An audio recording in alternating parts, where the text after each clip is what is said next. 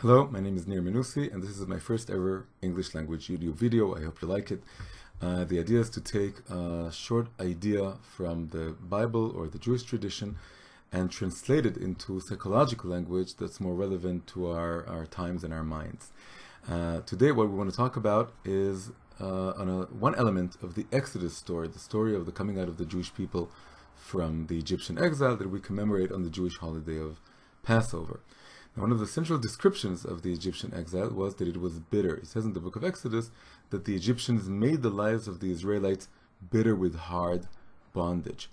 In order to commemorate this element, then on the Seder night, the night of the Passover holiday, then among other things, we eat a bitter herb called maror. It's usually horseradish or lettuce, and that's so we can get a taste of the bitterness that our forefathers suffered in the Egyptian exiles, right? So whenever you see a bunch of Jews sitting around a very festive holiday table, but they're all squinting their faces in disgust, you know it's Passover and they're eating maror, right? Either that or really bad gefilte fish. So this element of, sorry for the bad joke, this element of bitterness was so central that the entire person of Miriam, the elder sister of Moshe and Aaron, Moses and Aaron, was named after this bitterness, right? She was born into bondage, and she was named after this bitterness, probably in the hope or in the prayer that it'll pass away during her lifetime, which really did happen. Now, this image of bitterness has a very obvious psychological equivalent. We speak of a bitter person or an embittered state of mind, which is a state of mind of resentment and sometimes vengefulness and pain. Now, psychological bitterness comes when there is an untended to or neglected issue within our hearts. It could be a painful memory, it could be a weakness, it could be a fault. But if we don't address it and we don't bring it to the surface and meet it and resolve it, then we become bitter. And the more this goes on, it can go on for years, the more bitter we become. Now, in this case of the Egyptian exile, there appears to be a very obvious external reason for this. It's the Egyptians. The Egyptians made the lives of the Jewish people bitter with hard bondage. So how can we talk about this as a psychological issue? It's an objective issue. But let's look more closely. The Egyptian exile truly ends at the crossing of the Red Sea. They arrive at the Red Sea, there's an incredible miracle, the sea splits, the Jewish people passes, the Egyptians drown. This is 1 week after coming out of Egypt, and this is really the final ending, the final blow to the Egyptians. And there's an incredible sense of euphoria. Moses sings his Song of the Sea, Miriam takes the women to sing their own Song of the Sea, and they're joyous because now the exile and their enslavers are truly and finally behind them. They have drowned. There's no one to blame. There's no one to cause them any misery, and they're absolutely sure that no bitterness can come their way, right? So wrong. Immediately after the Song of Miriam, which is the final note of the story of the splitting of the Red Sea, that's the final element, we're told this. We're told they went 3 days in the wilderness and found no water. And when they came to Marah, the name of a place, they could not drink of the waters of Marah, for they were bitter. Therefore, the name of it was called Marah. Right? Marah also comes from Mar, bitter. So what happened here? The Jewish people came out of Egypt. Their enslavers drowned. They were euphoric. They sang songs. And then 3 days later, they're in an incredible crisis. They ran out of water, and they find a place of water. They rush excitedly, only to discover it's bitter water. Now, this is really a beautiful example of a psychological insight hiding within a biblical story. The image of the people coming out of slavery and being sure that bitterness is completely behind them, and then being shocked to discover that there's also bitterness ahead of them, is like telling us that bitterness does not only come from external factors. You can get out of Egypt, you can get out of the negative environment you were in, but there is also bitterness within you that accompanies you. There's a famous saying that says that it's easier to take the Jewish people out of exile than it is to take the exile out of the Jewish people. And this is really a perfect example of this. And of course, we're not just talking about the Jewish people. If a prisoner comes out of prison and he's absolutely sure that from now on everything will be fine and dandy because all of his problems were caused by the prisoner and the prisoners, he's dead wrong. And he's going to discover this very, very painfully, because he's going to discover that the memories of the prison and his own faults and his own problems that he didn't treat, and the reason he got into the prison in the first place, that is still with him, and it's going to go with him wherever he goes until he resolves this. So this is really the image of coming out of Egypt and coming to this place of bitter waters is like an illustration of the bitterness within, that the Egyptians were in a way only a catalyst for them to feel it, to experience it. Now that the catalyst is gone, it comes out simply because it resurfaces, because you can't repress it for long. Now, let's go back to the story. What happens in the story? The Israelites complain. It's really the first incident of a series of many, many complaints they're going to have in the desert, which really is all a process of realizing that their problems have not ended, and that they're now the really hard part begins, which is encountering yourself without any external captor or persecutor, and you're on your own. There's no one to blame, and you have to face your own issues. So they shout, they complain, and then Moses shouts to God, and God shows him a piece of wood.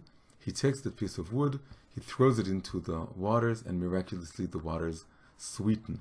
And the message of all this is that God can heal us of all our wounds. He says, I am the Lord who heals you, or I am the Lord your healer. So this is really a story about healing. But what kind of healing is this?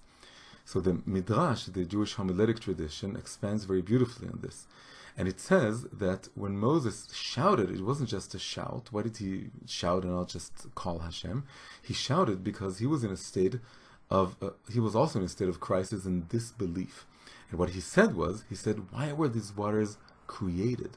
What good are they? It was best if they were never created in the first place. And this is, of course, a cry of disbelief, and it's not acknowledging the fact that everything was created by God.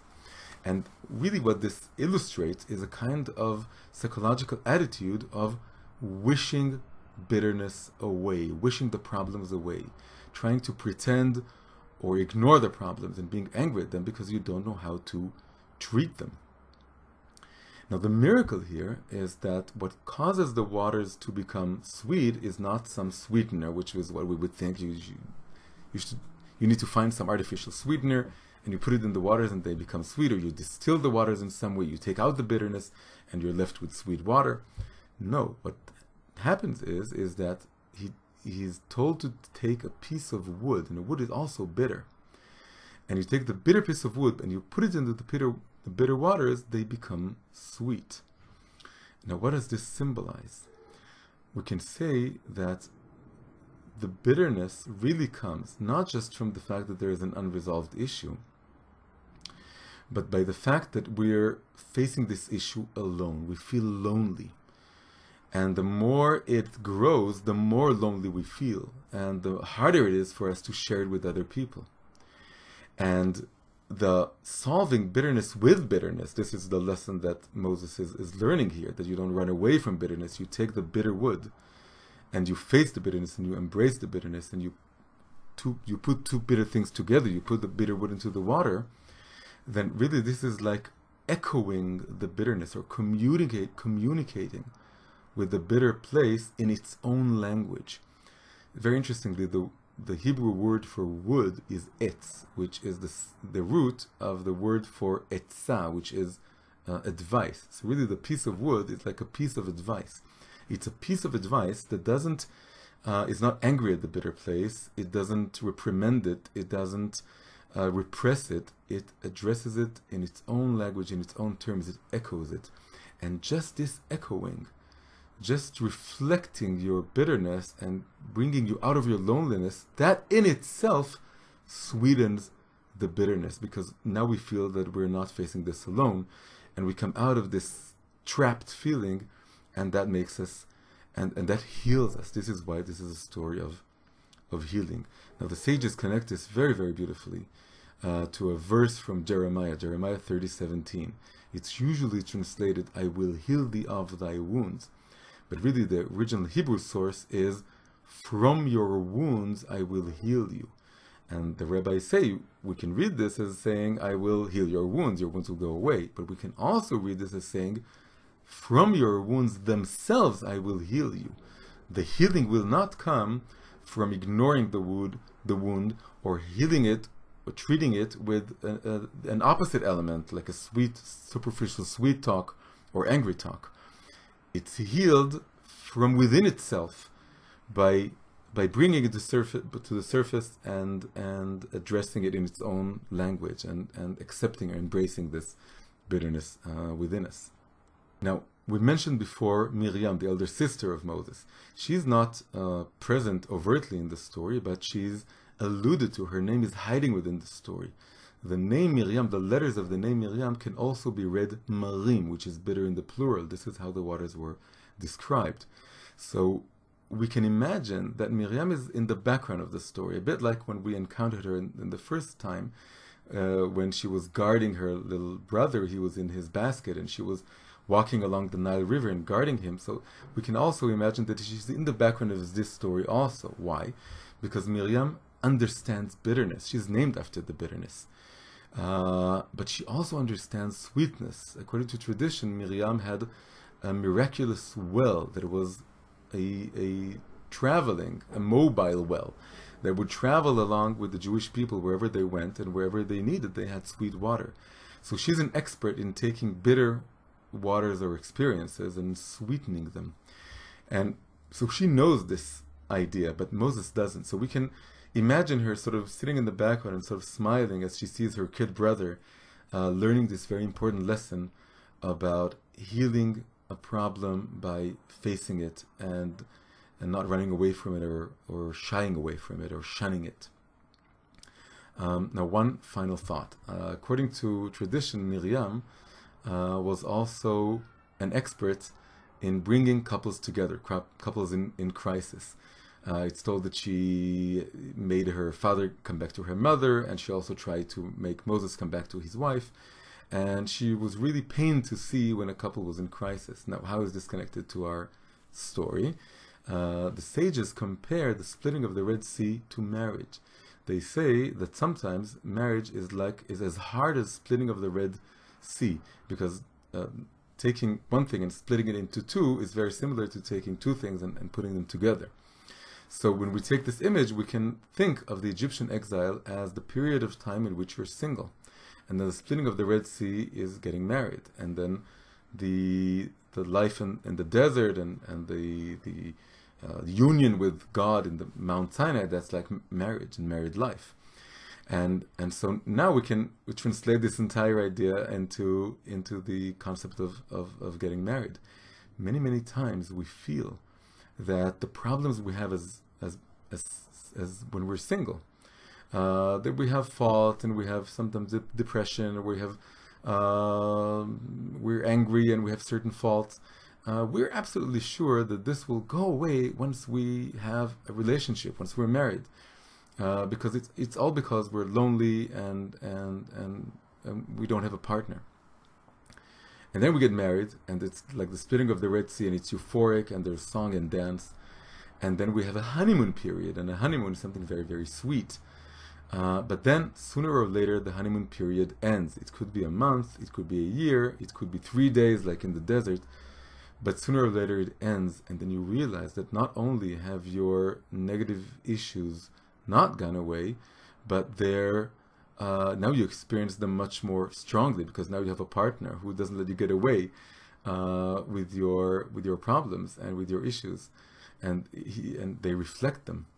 But now is also the time to resolve them, because having a partner who also has his own issues and sharing our problems with them, and this is what Miriam is all about, and this whole incident in Marah is all about, is each one bringing from his own bitterness a piece of wood, a piece of advice that they can put into, they can bring to the other person to meet their own bitterness, and then they come out of their loneliness and they share their bitter experiences. And just this sharing and talking about it and not running away from it, that in itself sweetens the problems that they've been carrying along all their lives.